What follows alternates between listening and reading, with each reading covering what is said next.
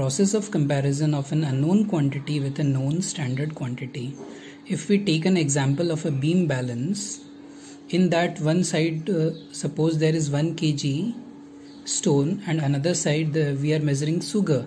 So sugar is an unknown quantity and we try to measure the sugar with that known standard quantity of 1 kg stone.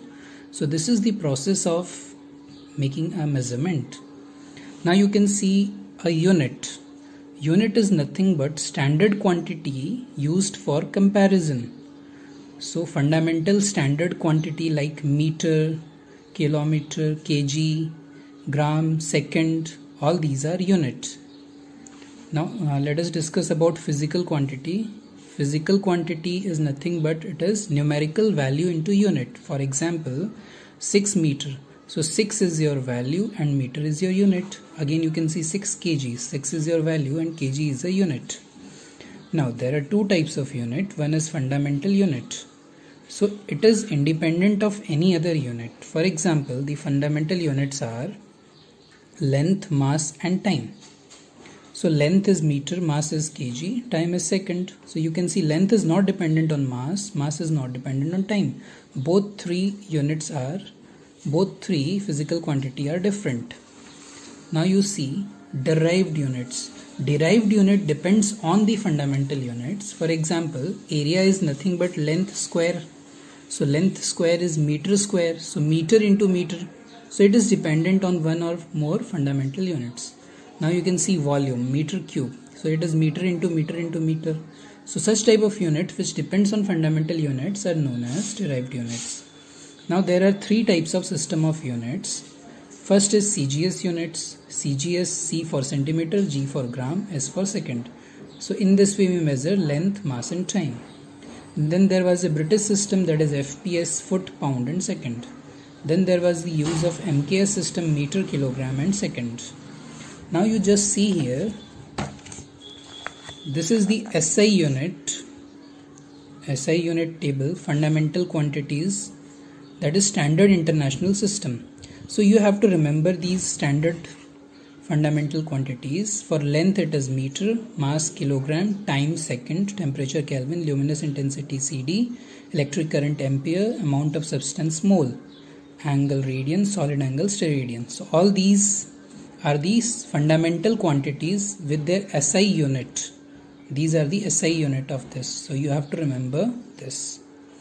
Now you see students, this is very important for big measurements. Suppose you want to measure some big, like these are the prefixes for big measurements. Now you can see deca, suppose decagram, hectogram, kilogram, megagram, gigagram, tera, peta, exa, jeta, iota. All these are measured in higher units for big measurements. So you can see deca is DA and it is 10 to the power 1, 10 to the power 2, 10 to the power 3. So kilogram, we know kilogram. Kilogram equals to 10 to the power 3 gram. That is 1000 gram. So all these prefixes you have to remember. Gigagram, that is 10 to the power 9 gram. Teragram, that is 10 to the power 12 gram. Now for small measurements, there are also units. You can see here decimeter, that is 10 to the power minus 1 meter. Centimeter is nothing but 10 to the power minus 2 meter. Millimeter is nothing but 10 to the power minus 3 meter. So in this way here you can see these are prefixes for small measurements and these are the prefixes for higher measurements. So you have to remember the values for the small as well as big for all the prefixes. Okay. Now let us come to units of length. So there are different, this is the definition of length. So you have to remember this definition. Now let's come to different units of length. So you can see here sub-units are centimeter, millimeter, micrometer and nanometer. So 1 centimeter is nothing but 10 to the power minus 2 meter. 1 millimeter is nothing but 1 by 10 centimeter. And you can see 1 micrometer is nothing but 10 to the power minus 3 millimeter.